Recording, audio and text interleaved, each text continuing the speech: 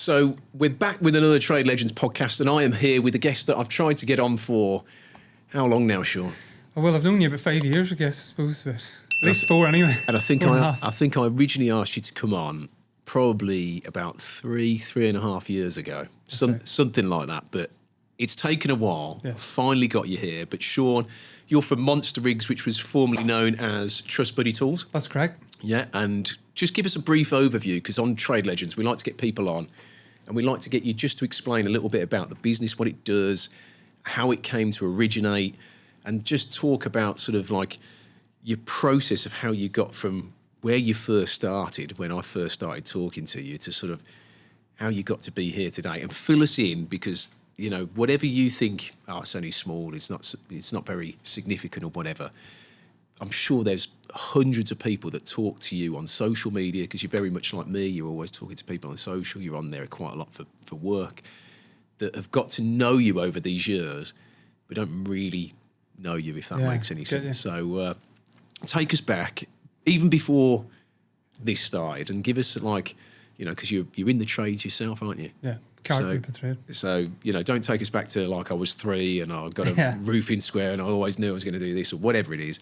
Take us back to you've left school. Were you academic? Did you go to college? What did you study? All that sort of stuff, and just give us as much as you can, and don't leave anything out. Just, you know, fire away of how you got to be where you are today with your Monster Rigs tool belt. So. Oh, cool. Thanks for having me on. Firstly, Alex. Anyway, so as you say, no, but he's flown. Just so everybody knows, he's flown in this morning, especially for this. Yes, so, absolutely. So I'm on the crutches as well. So I had a hip operation about 2.5 weeks ago. So I'm on the crutches for the next 6 to 8 weeks. So it was perfect timing, and it was something I always wanted to do, was get on here, because this was like the marquee podcast basically for social media with Trade Legends. So I'll take that. It always was. So I always thought to myself, I need to get on that one. So one thing happened or another, I didn't get on a few different times, and there was other time I was scheduled to come on, but then I went and got the hair done and stuff. So I ended up I'm on here now, so, and I'm grateful for that, Alex. Thanks very much for the opportunity. So basically, to answer your question, I guess I left school when I was 16. I was semi-academic, so I come from a home with all four boys in the house, four brothers, and they're all different. Some of them are in the trade, and some of them are academics, and some are dentists, some of them are computers, some of them are in the construction trade, sparks and different things.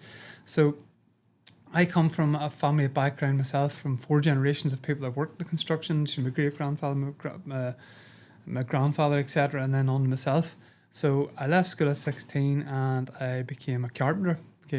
Carpenter joiner and going into construction trade. I worked at all aspects of carpentry and joinery, from roofing, first, second fix work, trimming out, do a wee bit of floor and wall tiling, and spent a brave while doing shuttering work as well, and timber frames. So I carried on at that for working for various different subcontractors for years, for a period just before the recession, so the Celtic Tiger hit Ireland. I'm 27 years in the construction industry. So just before there was a big downturn, wasn't there? There was a big downturn around 2007. Around that time, I was out my own at that time, me and another guy. Because people were building houses and they didn't get finished. Oh, they didn't get finished, yeah. There was ghost housing estates all over Ireland. And the UK was the same, just all over North and South Ireland, England. And I sort of felt the pinch in that time as well. And I actually during that period, I went back and retrained, and I thought to myself, I didn't retrain, I stayed in the construction industry doing shuttering work, but at night time I went and done a health and safety qualification and got my qualifications for teaching carpentry and joinery. So I done a thing called the NEBOSH General Certificate, which was a health and safety qualification, and I got my teaching qualifications, A1 Assessor's Award, and petals and stuff to teaching woodwork. So I applied for a couple of jobs around the time, didn't get them, and then I got in teaching woodwork in a local technical college not far from me, but 45 minutes away from me, and I'd done that for about a year, and I realised, you know, teaching's not for you. Teaching's not for me. The kids, I don't like kids. I don't. Anybody would tell you, my wife would tell me I don't like anybody else's kids except for my own. Even going to birthday parties is a sin to say that, but I'm sorry for any of my brothers who are listening to me. I do love all that, but I wouldn't. Other kids aren't for me. Yeah. So I know you could even keep teaching kids at football and stuff. I hate that type of thing as well. Yeah. So I realised that this isn't for me. I'll go back into the trade again. So I went back into the construction industry. What year is this? Because obviously This was around 2010, 2012, around that period. And so I went back again into it. And how was the sort of construction industry at that time? Because It was tight. it took an absolute Oh, battering. it took a batter. And those days, this sounds, some people might find this embarrassing. There was times during the recession, and this sounds crazy, that I was going to work for £25 a day. £25 a day, and that sounds absolutely crazy that it would hardly cover the diesel to get you down the road. Yeah. Because I don't think people, because I remember Ireland specifically, that it was all over the news about like house builders, everything just overnight just bust. It was so hard. And it was bad over here, but I feel like it was really bad over there. It was the whole economy. It was so bad. Took a beating. It definitely was. You're right. Like even during that period, me and my friend were out on our own at that time. We were going out trimming out a house, so we were doing the second fix in a house. We were doing the doors. Like this I remember doing a three-story house, and we were doing the doors, the spindles, the arc threads, the door stops, handrails, the percos, self closers and doors. We were doing that for £500, and that was supplying the diesel for our own generator. And me and him were smashing it out, not taking tea breaks within 2.5 days. Yeah. And we looked at each other after it and we're like, we've worked our asses off for £500 for the two of us. You're splitting that between two men for 3 days. It's humbling, isn't it? It's up £250 for 3 days, and we pay the diesel for the generator, but we're killing ourselves.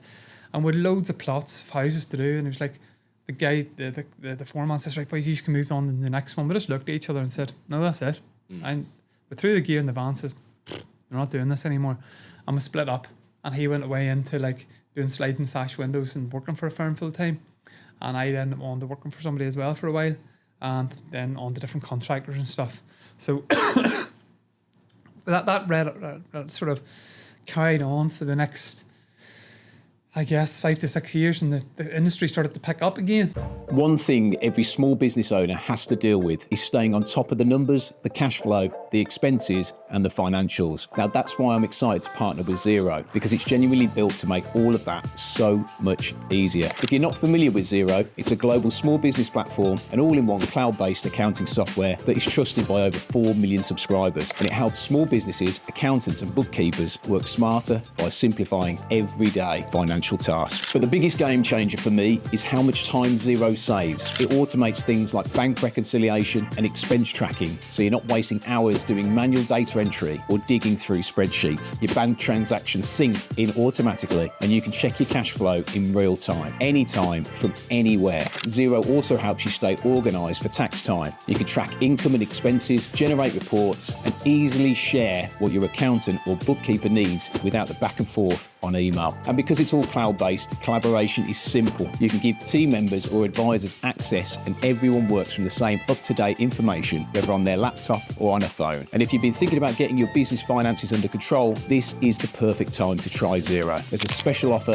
90% off for 6 months when you use the custom link in the comment section. T's and C's apply. And lastly, I just want to say a huge thank you to Xero for sponsoring this video. Go check out the link, give Xero a try, and start saving time so you can focus on the things that are best for you and also running your business.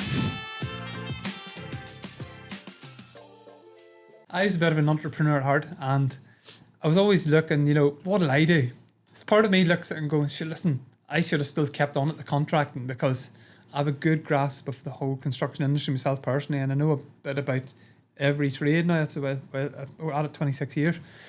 So I started doing the CSR card, which is like the equivalent of the CSCS card here in England, which would give you the health and safety qualification to get on the building sites. So I done that for a brave while, which teaching that, and tried voice qualifications to get on building sites. And I was also working for contractors and doing my own work and stuff as well. So things were good.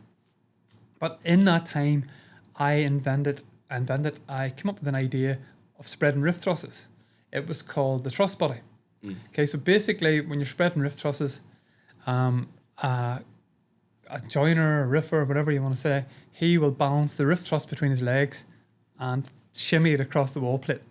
And he'll hold it, him at one end and you're at the other end, and we'll shimmy it across the wall plate.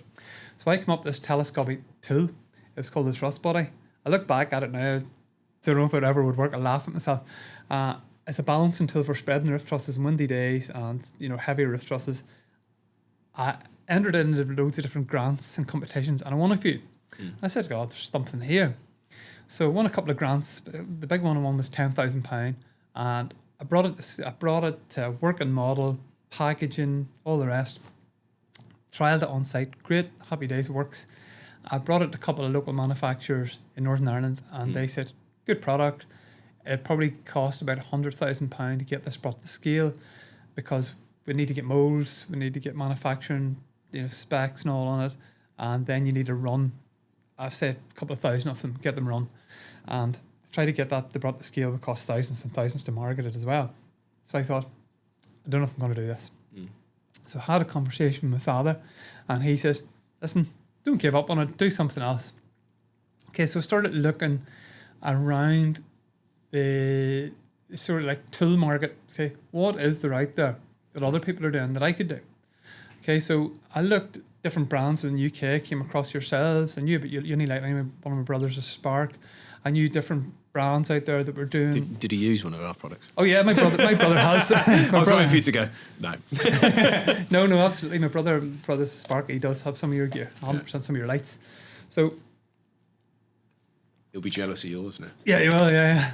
So I scoured the market, what's going on out there, you know, and I looked and I saw, a lot of entrepreneurs, I don't call myself an entrepreneur, a lot of people that want to get into business, I find will look at the American market. So I looked at the American market and said, what is there out there that's selling well into my space that I could do? Okay, so this is now where I might get a couple of fanboys coming at me here. Okay, so I noticed a couple of big rival brands of mine. Okay, you've got Badger Tool Belts, Occidental, Diamondback, who else was there? What's the Australian brand? Buckaroo. Yeah. All great brands, all fantastic brands in their own right. And I wouldn't slag any of them off. They're all brilliant brands. Cooney's as well. Cooney's was the original that I always wore myself, a leather tool belt brand. And I said, what can I do? So I took my own existing tool belt, which was CK, I think, or something like that. And I modified it. Okay, so the guy that makes all my samples and helps me come up with my products is a guy that makes horse saddles for the Queen of England. He's one of the last people that makes the original horse saddles out of leather and stuff. And shout out to James, he's one of my good mates. So he helped me. I come up with designs and images, and he says, James, cut this apart. I want to add this piece to here, this piece to here, and come up with a tool belt. Okay, so I came up with my own spec. Do you give people a little idea? Because I don't think people will listen to this little segment and be like, oh yeah, so he just makes it. Give us a little insight, because you've got somebody who's taking your drawing and then hand making these samples, aren't they? Yeah, hand making them. And I don't think people realise, because, you know, with Unilight, we do exactly the same thing. We get a handmade mould, then it goes into like a pre-production mould, and everything's like, you know, each one of these processes, sometimes it can take thousands. Yeah. Or it can take Time. 6 months to get to Absolutely. You know, initial point where and some of these things, you look at them and you think, what the hell is that, don't you? And you go back and you keep changing. The stuff I've spent money on, you're 100% right. I've got there now with a couple of products. I'm like, is anybody actually going to like this here? And I've launched some things. I'm like, don't know if I should have launched that. I get that 100%. And that was something that people probably didn't see, that it took me a year before Trust Body Tools was launched, behind the scenes, making samples, spending thousands and thousands. So to get Trust Body Tools going, people probably didn't see it. It took probably about £78,000 on sampling, getting samples made, materials, testing materials, getting the right products, everything, all that stuff, and then about £25,000 after that to get it going. Well, this is the thing, because people always say to me, should I start a business? And I'm like, if you don't want to take a risk and put your own money up front, then the answer's no. Absolutely. And if you don't want to theoretically work for what in essence is slave labour, because it's less than minimum wage, because the amount of hours, time, effort that you actually put in, you know, you think, I'm probably getting paid like £1.60 an hour here. So unless you can, you know, I always advise, if you've got another job, do it on the side to begin Yeah. with until you get it to a point where you think, actually, this is starting to make more money than my actual job. And that's when you know when to quit. But some people don't do that. Totally. Or they don't want to do that.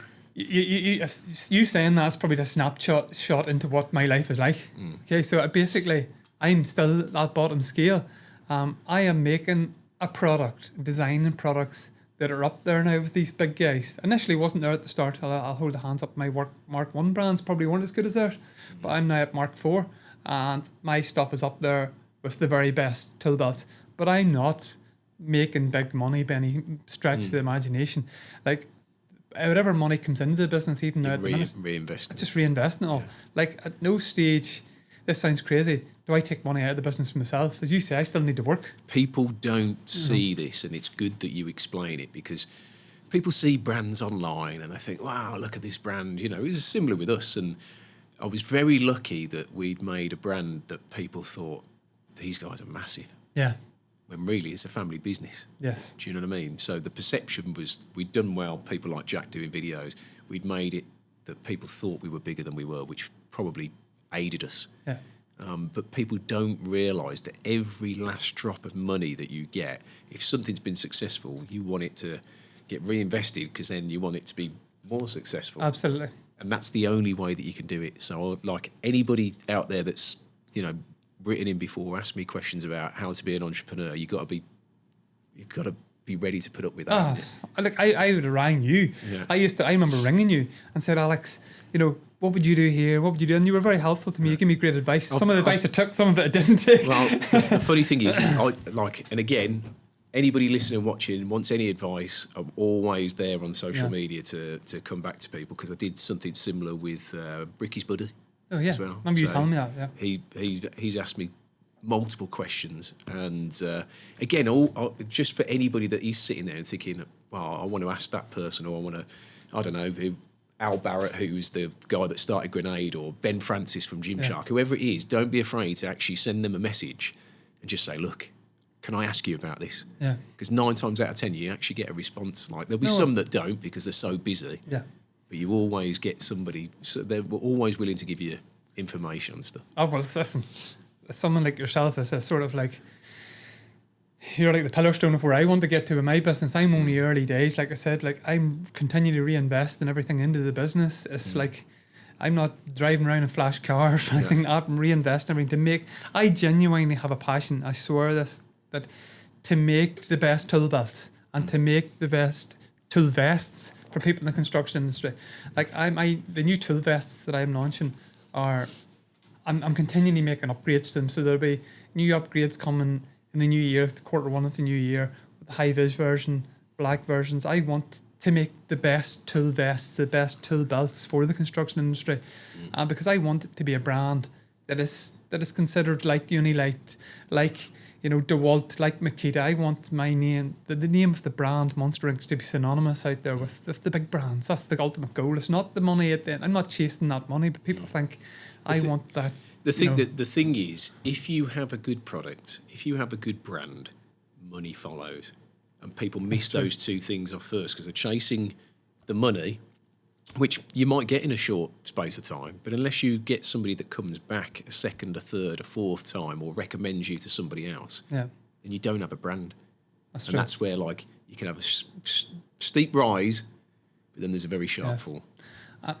That was it. Let's guess. That was it. We did not launch our Mark 1, so we'll go back to that question. Yes, we launched our Mark 1, and it was a thread-through system. So you slide the belt, the pouches through the belt. It was nothing like my big competitors. It was the basic tool belt brand that you would have got, and I had great support people on social media, and that's how I launched my business, I guess, through social media. Like, I would never have been able to do this without those original good guys that did support me at the start and still continue to support me on social media.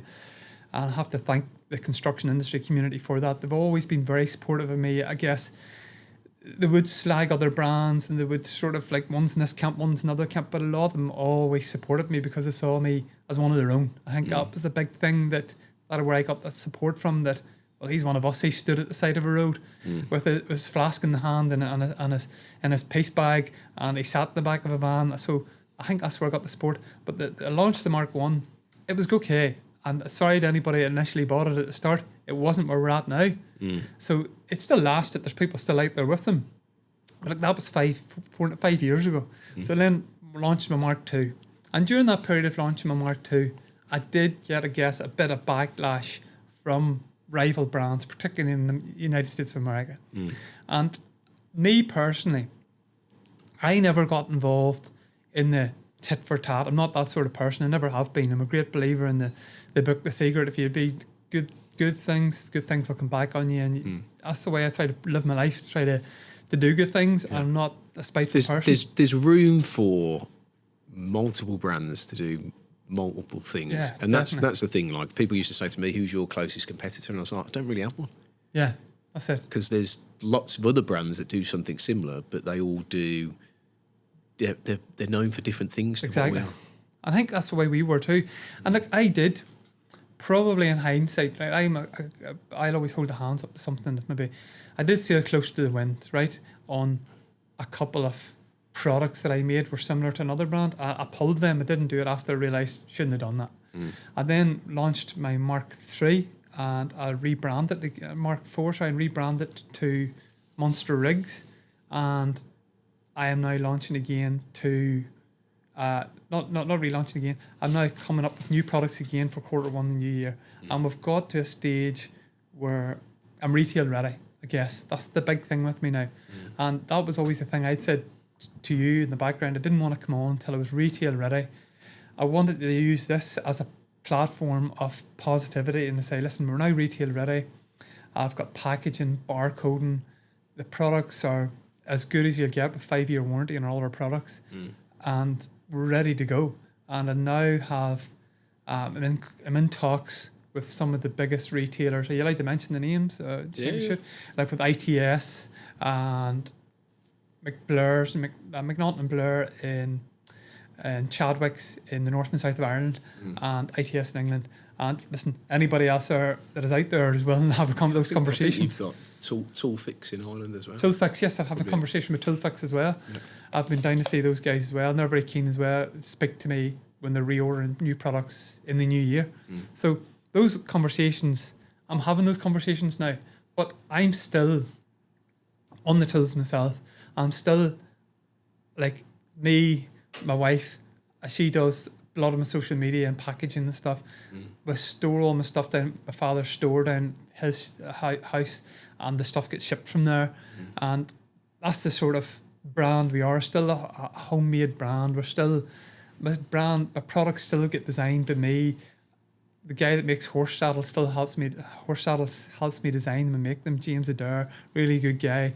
And that's we're like a homemade brand basically, and with the big dreams and ambitions too, to scale to the like of yourselves. That's basically where we want to go. Well, you want to go bigger then. Yeah, bigger and better. I want somebody to take what I've done and run with it. Yeah, that was the ultimate goal. So like, it's hard though. It's not easy. It's just people see it and think, I can do that. Well, the difference being as well, and this isn't any discredit to yourself, is you are a tradesperson first and foremost, and you're good with these. Yeah. And I find doing the podcast, most tradespeople, the things that they cannot stand, paperwork, or any sort of like business admin. Now, what again people do not realise is, I get so many people go, I want to go into property development, and I'm like, yeah, you can use these, but when you've got to use that and write everything, you've got to make sure everything is like, you might do it on a building site, but when you're doing a development, true,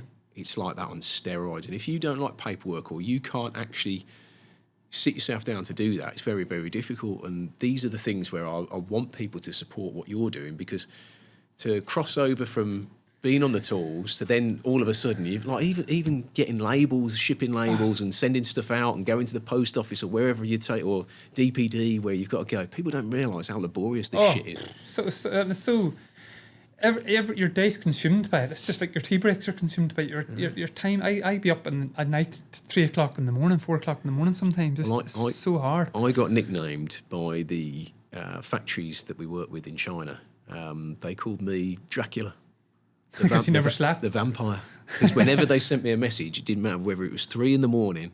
or 4:25, whatever it was, they got a response off me. How do you look so fresh? What's your secret? I'm probably Me and you's the same age and you look younger than me. I'm probably rotting on the inside. Yeah, that's the inside. Yeah. But I'm not saying everybody needs to be like that, because it's not healthy. And I've like this year, I've had to reevaluate massively on there's no point being wealthy if you're not healthy. And it's took me a long time to realise that. But I just want people to understand, when you're saying these things, how difficult it is, and just even to get past 18 months of a business. Because is it 18 months or 2 years that most businesses, 70% of businesses fail? I can't remember what the statistic is. That right? The first year and a half, I think. Yeah. First year and a half, yeah. Look, I hear. And I think it's even larger, that 80% of businesses don't make it to 5 years. There's something about the first 18 months, and then something about getting to 5 years. And like, 100% I get that, because there's times I felt like giving up, and still do sometimes. I'm like, Every day. there's times that, I say to myself, I could go into contract, and like I've such a great grasp of the construction industry myself. Why do I not just go out my own here? I'm looking all around me, big contractors around my way that are making millions, and I'm like, look, I can be doing this. I'm still pushing this wee business, this making a decent turnover, but I'm having to reinvest it all the time to try to get into retail, to try to get into America and hit more of Europe. Like, I sell 95% of my products still only get sold in the UK. Like, even in the south of Ireland, I don't sell that much. I get some. I get great product reviews, and anytime it buys my products, it's self-referrals, but it's getting into that retail, it's getting to scale the business. And I was never a businessman. I think I always said that to you. That was a thing I've learned to be. I think I've learned a bit more, become a bit more savvy. You have to learn, and this is another thing about employing people, is you can't expect to employ someone and you don't know about that job that you're doing yourself. That's true, So yeah. this is where, I always said to you, I said, I'm trying to say to people, you've got to learn it yourself, which if you like me, finance, anything finance, I can do it, but do I like doing it? No. I don't. And I was very lucky that I had the sis who, she hated doing it as well, to be fair, but she'd do it. And then as our business grew, we managed to say, okay, I'll do the sales, marketing and the product development. And she did the finance, the HR and the legal. Yes. So she got all the boring shit. But it's very difficult when you're first starting out to be everything to everyone. Yeah. And also remembering, I've got 5 deliveries I've got to take, and you've got to collect the kids from school, but you're in between dropping the kids, you're chucking stuff out the post office and stuff Trying like to do that. social media, you're trying to contact people, get into retail. It's so hard. It's just like, if anybody says, I would do that, part of me is like, I wouldn't bother, but part of me is like, yeah, it is. It's fun too. You have to, I feel like you have to be a little bit mental. You do. You know what a quote that I always love looking at, and I'm a wee bit, sentimental that way, and I like things like that. But Del Boy and Rodney, when they made the big money that time in Only Fools and Horses, and at the very end they were like, Rodney says to Del, "What's your problem? Like, you've made it. You've £4 million in the bank." And he goes, "But it was the chase I loved. It was the chase and the messing about, and that was the fun part." Yeah. It's funny you should say that, because I speak to a lot of people who are similar to what I was, where they've sold the business and whatever, and the only thing they ever regret about selling the business was not enjoying the ride. I get that. Yeah. It's hard though. And that's what I love now, is especially with social media, is if you're a brand, you can catalogue the whole thing, and that's where I got not obsessed with Gymshark, but because they were down the road. How far away are they from here? So where we are, literally just up there by, I think there's like a Greggs and McDonald's. They were based just there, so probably 500 metres up there. So they had 2 offices there, and then they outgrew them, and that's when Ben brought a new CEO in, and they moved to a real swanky. And Ben's office. friend got bought out that time as well, didn't he? So he got bought out probably 3 years ago, maybe 4 years ago. For about 25 million, maybe 100 million or something. No, it was 185 million. What? Isn't that mad? 185 Somebody million. offered me $1 million for Monster Rigs. I'd bite their hand Well, off. the funny thing was about Lewis was, I watched a video the other day. He lives in Dubai now, and a lot of people were in the comments going, "You've only moved to Dubai to avoid paying tax. You're tax dodging." Like the comments were pretty violent. This is the problem with the UK. And actually, Lewis then came on and did a video where he said, "I paid my tax on that 185 million before I left.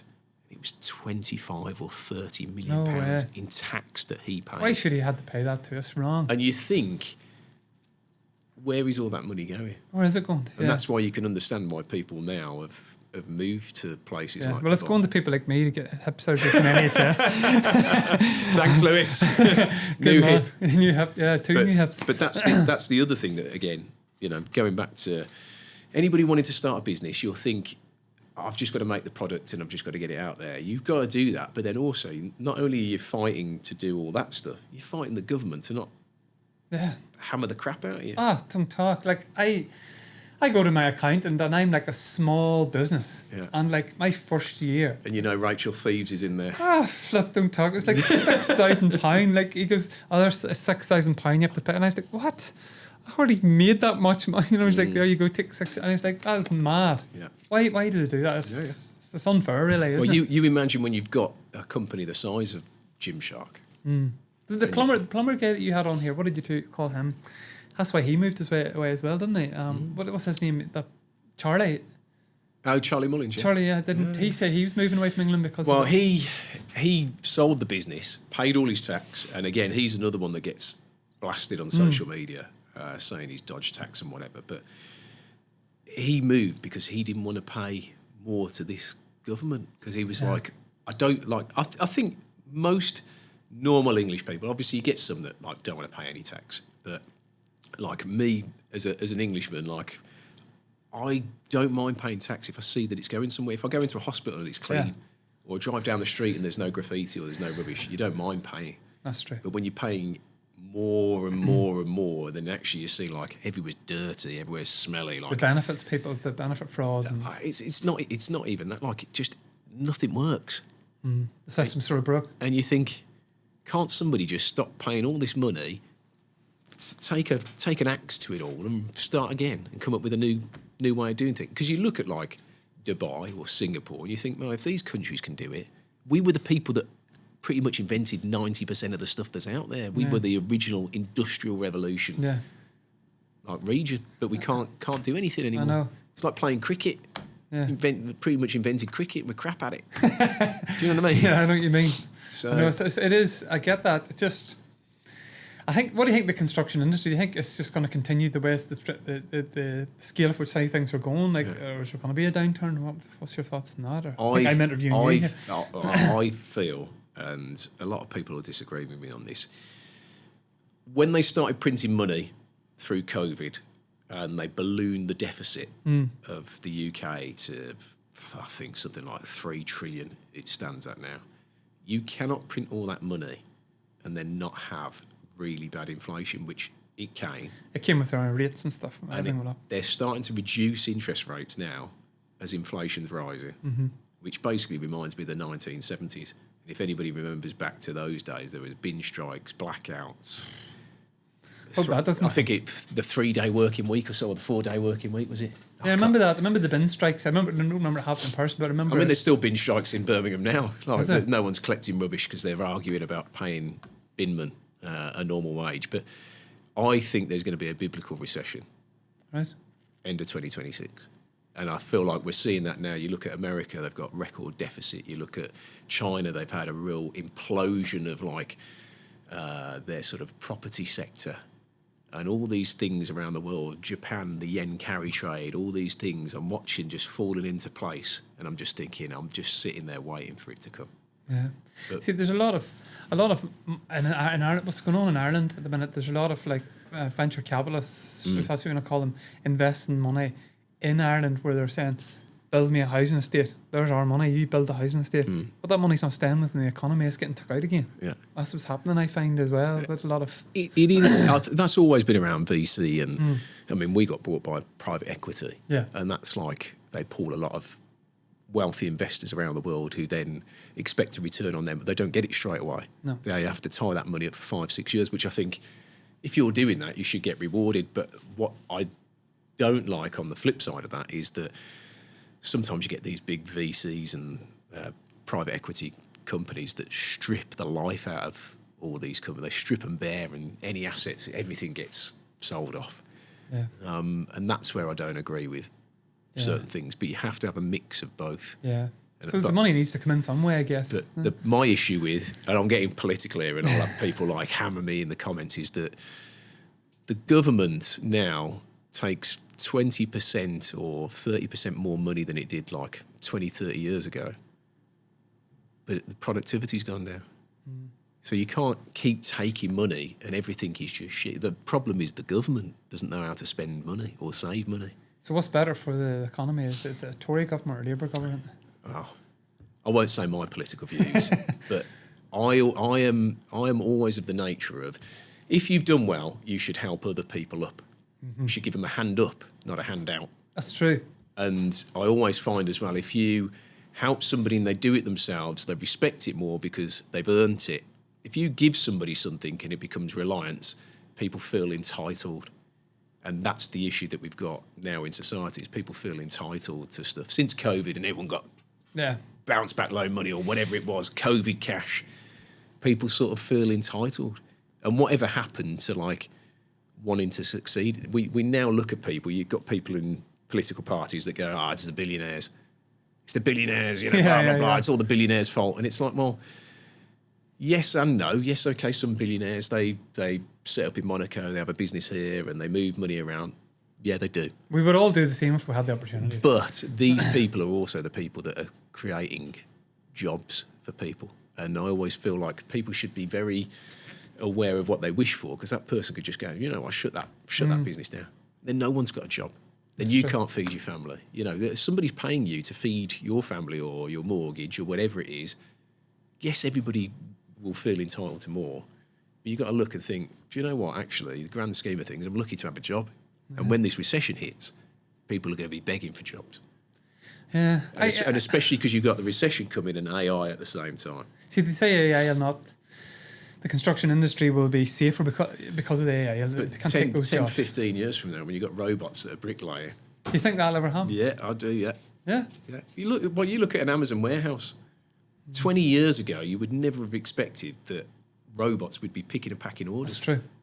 You look at like, you know, everybody used to be there, taping up boxes, boom, boom, boom, out the door. Now it goes through a machine, and it goes, I've scanned that package, the box needs to be this big, ties it up, tapes it, gone. I've seen those factories that, and I've been in them, that all you need to do is employ forklift drivers, just put the stuff into the racks, and then it's all automated. It's UCS. That's basically all it is. Yeah. So look, no, I get that. I scared you now. Quit your jobs, go in the bunker. No, yeah, I'm a conspiracy theorist. You don't want to get on that. I'm all into that. See, it's a good job Nathan's not here, isn't it? Or Mark. I'm big into everything that going, like UFOs. Mark, you talk to Mark about the pyramids. He's all over it, isn't he? I'm all over the pyramids as well. Randall Carlson and all those guys. I listen to a lot of that stuff. So. I always something I wanted to do. I said to myself, but I gave up all this here doing monster rigs and just start my own podcast and on conspiracy theories. Mark could do one with you. Would he? He'd be all over it, yeah. I love that crack. He loves stuff like that. I think the construction industry, you know, personally, it's changed so much as well. Like from when I started out, it used to be slagging and banter and winding boys up. Everything's so busy now. I don't even think people have time for the slagging and banter in this. I just think that maybe it's a bit of like the economic situation as well. I feel like with the advent of social media, a lot of people in construction very focused on that, which sort of takes out the banterish and having time to like converse with people. But also I feel like the economic situation, a lot of people are rushing round because they're trying to make as much as they can because it's tough out there. No, it's tough, yeah, for definitely. And it's cutthroat as well. Like there's boys that would stand over the top of you for a job. There was like even the social media circuit. There used to be so much at the beginning, so much loyalty towards each other, and it became, I've always found at the start, it was such a community. And everyone's still on. It's so good. Do you know what's changed? Yeah, I think it's a big thing. Money becomes involved, and then loyalty can be bought. And then the other thing I find is that people lose sight of who supported them. Like obviously when we were here, we had 7 or 8 influencers that stuck with us as a brand because we supported them through when they weren't so big. Yeah. But there's not many now that will do that because the grass is always green on the other side. It's crazy, isn't it? Like, you know, it's just... And there's so many, like there's new influencers popping up all the time. And next thing, you know, I see this new guy started, next thing you know, he's 500,000 followers. Look how that guy gets so big within 6 months. I mean, like I've sent products out to people on social media. I'm not mentioning names, doesn't matter to me. I'm not, like I said, I'm not in that sort of thing. But I've sent full rig setups to guys. Tool belts, braces. They didn't even say they got them. They didn't say thanks for that, nothing. So the only thing I ever used to say to people when I sent stuff out is because people are like, well, why do you want to send me products? And I'd say, well, I don't expect anything from you. The only reason I'm sending stuff is because I love your page. That's true. I love your page. And if you do like the product, talk about it if you want to talk about it. If you don't, I'm not bothered. And I have to say, and this is where the landscape's changed, because 4 or 5 years ago, I'd send stuff out and if somebody didn't like it, they just didn't talk about it. Yeah. Or they'd come back to me and say, I love this, but could you change this on it? Which is fair enough. And it gave me good feedback. PB was the same. He was the first critical viewpoint I ever had on products, which ended up doing a whole range of aluminium work lights because Pete was like... He had a good scope on it. Yeah, and they sold well. And, I used to say to people, like, I don't expect anything. And people were like, are you sure? And I was like, yeah, I'll send the stuff back. But to not acknowledge it, people would say, I've received it, thank you very much for the parcel, blah, blah, blah. But I always played it off as I don't expect anything. And then weirdly, people were like, I love this. This stuff is mega. Thanks for sending this out. And then that's how the brand grew. Yeah. And then having people on the podcast and people went away with products, but there's a lot now, I'd say there's a lot more. The landscape's changed where people feel, again, I've got 50,000 followers, I'm entitled to it. And it's like, no disrespect to you. Like, you're all right, and I like your page. Yeah. But could you actually convert anything if I was to say, here's a discount code? The answer's no. Sometimes they can't. I agree with that. And some people are good for brand awareness, and I'm not taking anything away from those guys because we've just used people for brand awareness rather than a sale. But there's some people that have like a 20,000 following, and they'd sell like £10,000 worth of product. Oh yeah, some guys have that. It's trustability, I guess it's called. You look at them and go, that guy's a good tradesman. I'll buy into what he's saying. It's going to be good. Also, they only show off products. Mark's very similar. He'll only show off a product that he genuinely uses. Yeah. And it's the same, like he gets approached with loads of companies like Tradify and Powered Now and some of these other companies, they approach Mark. But Mark's like, I wouldn't use it. Yeah. So I can't shill it. Whereas I think a lot of other people, I've got a brand deal. Yeah. Just obsessed with being a brand ambassador. Yeah. Well, that's great for you, but no one else is ever going to use you or trust you because of, and people have one brand and then the next day, because they've fallen out with that brand. I've seen guys PPE on them 1 week from one clothing brand, next thing they have a different clothing brand, the next clothing brand, they just go, but that's their gig, that's fine, I get that too. They're trying you lose your credibility. To me, there's a lot of pages out there, like, I'll tell you a great guy, I think you've definitely had him on the podcast a couple of times, Phil Raconza, Phil?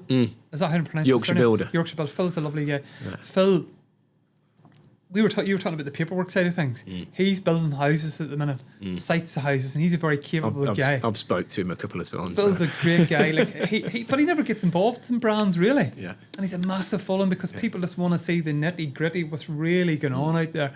He's doing the paperwork in the back of the van. Yeah. His wife comes in and helps him, and it's all for his kids. Loses his hair. Yeah, he's losing his eyebrow. Yeah. God love him. But I like that still, where he still has that touch, where he's still showcasing his work, and that's why. I think a lot of these...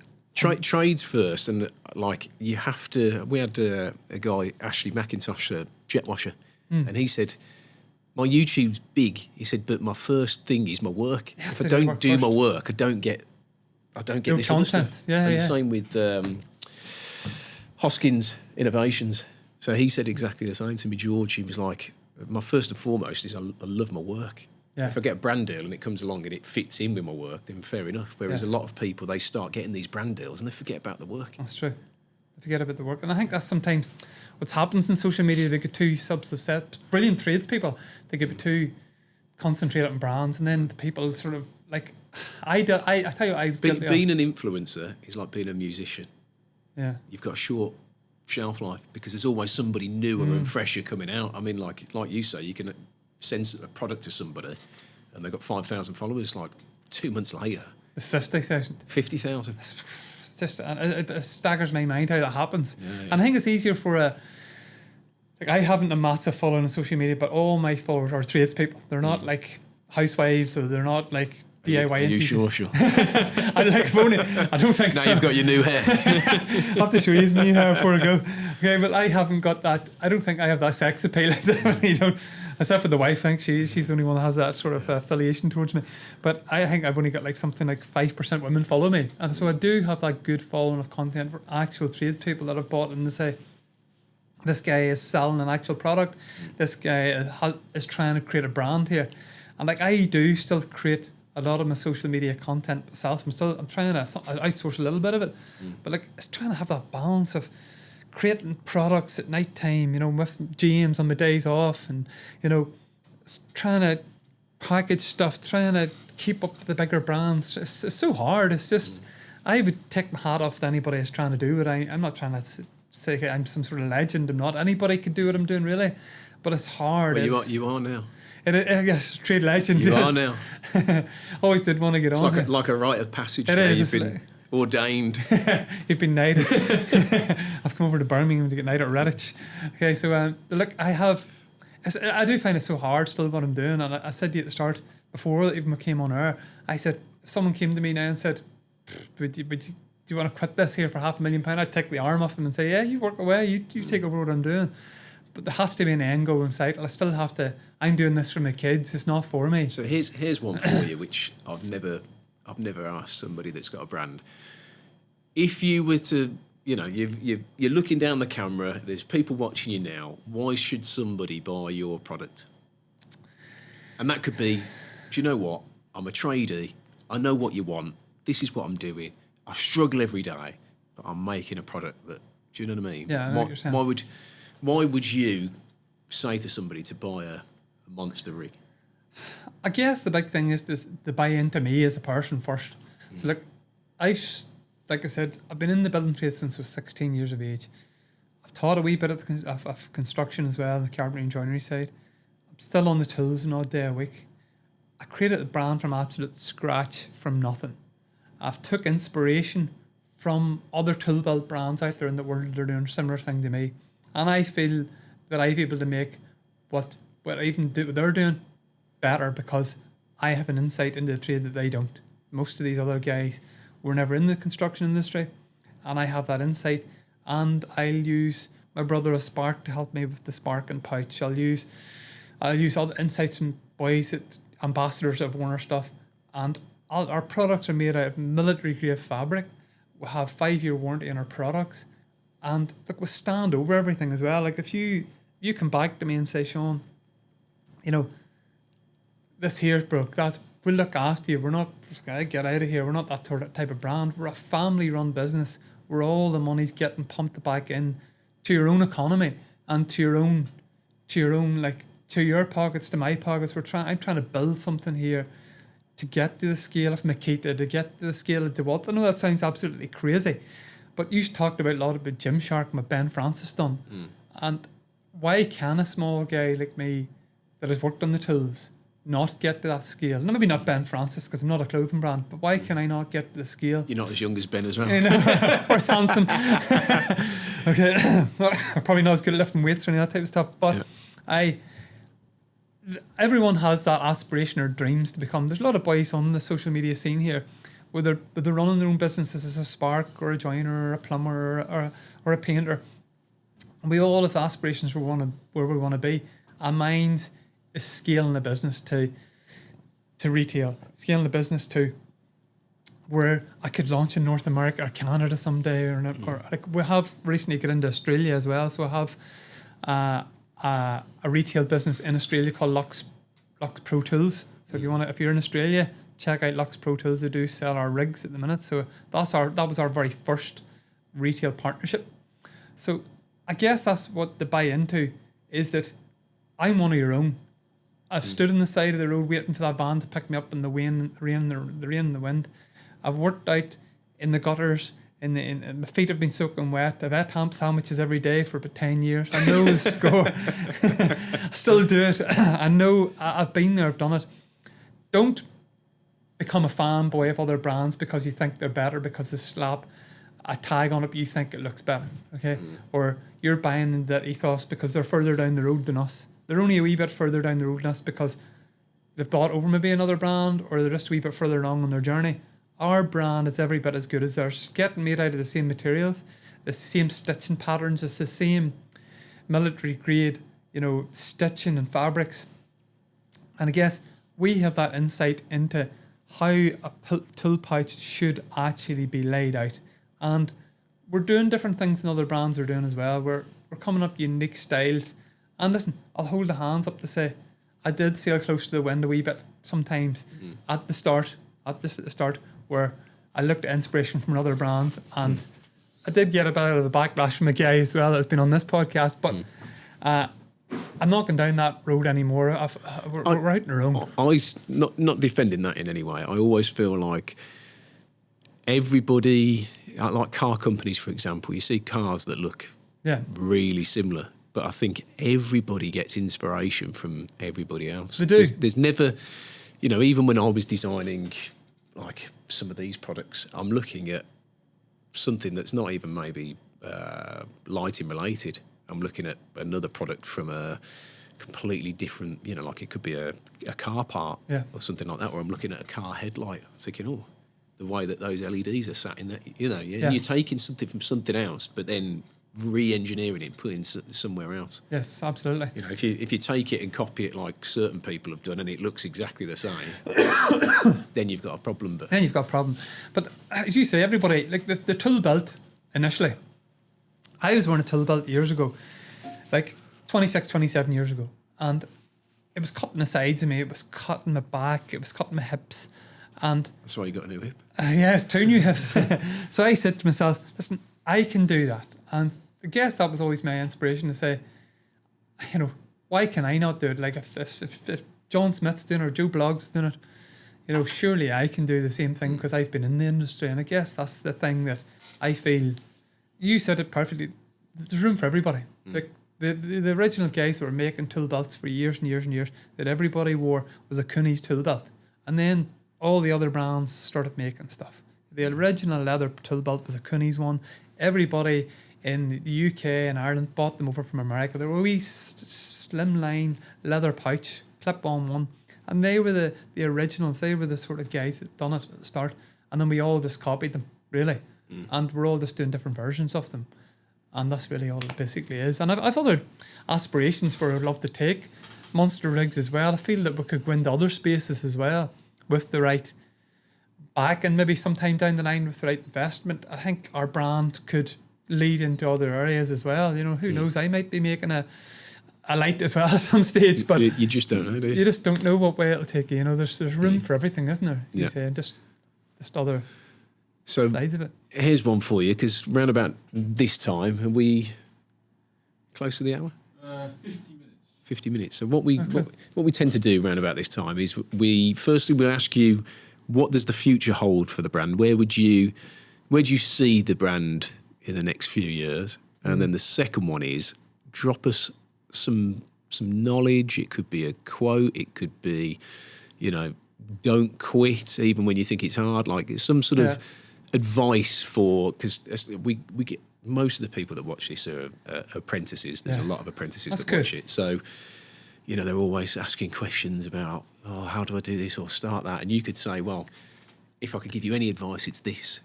Or you could shamelessly plug something. It completely, the floor is yours with that. But if you tell us next 2 to 5 years, where would you think Monster Rig is going to be? Where would you like it to be? And just explain that to us. That's a good question. Okay. So I suppose I have to think about that one. But I've always had dreams and aspirations where I want to take Monster Rigs. And I still look at the social media saying, okay, harken back that, because without that I would never be able to launch and get off the ground. I would still be in one retailer around home if I wasn't able through the power of social media and the brilliant help that all the ambassadors, whether they're with me now or they weren't, or they're gone, that they all helped me, and I'm still thankful to them all. I love Monster Rigs to be a retail brand. Like, I want you to go in to Screwfix, to ITS, to Power Toolmate, to all the big brands that are out there, and North America, Canada, and go, that's a Monster Rigs. I want the brand to be recognisable, the same way Unilight is to say, that's Unilight. I'll go with that because that's a tried and trusted brand that everybody trusts. And I want that power for us, even if you're just buying a hammer hook, if you're just buying a fixings bag, to know this is a quality product that's made by actual tradespeople. And I want people to understand that backstory, that a bit like Ben Francis, that how it began, that like there's a guy around our way called he lives probably about 5 miles from me. I don't know if you'd ever heard tell of him, but your wife probably would. Both of your wives, probably your partners, probably. It's called Be Perfect Cosmetics. You ever heard tell of him? I've never heard of it. Okay, so the women would have heard tell him, but he's massive in the cosmetics industry, and he basically started from a £500 stall. He's like, this is a multi-million pound brand, and he probably lives about 10 miles from me, and originally, and he started off with a cart selling fake eyelashes in a shopping centre, and he has a wonderful background story to say that's where he started. I want the apprentices to understand, I'm one of your own. I started off from the ground up. We have created a brand that is tried and trusted by thousands and thousands of people that have actually bought our products now. So we've probably hit probably around about 5,000 orders at this stage, just roughly over 5,000 orders over the past 5 years. And that mightn't sound much, but that's good when you're selling full tool belt setups.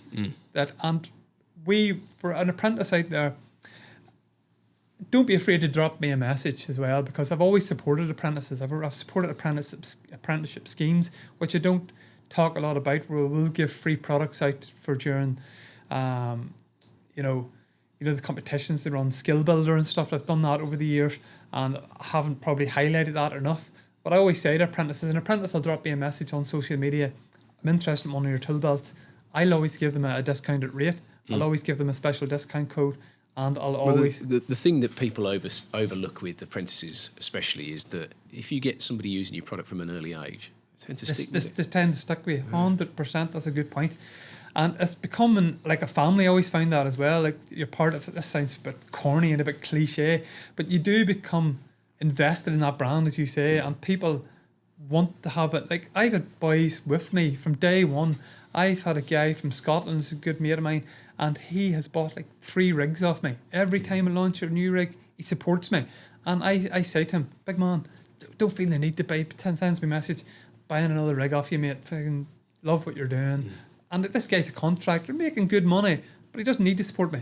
I mean, I had an order in there. Ask him if he's got any mates. I had an order in there just last week for over £2,500 for a guy that bought 12 rigs, and I could give him a good discount.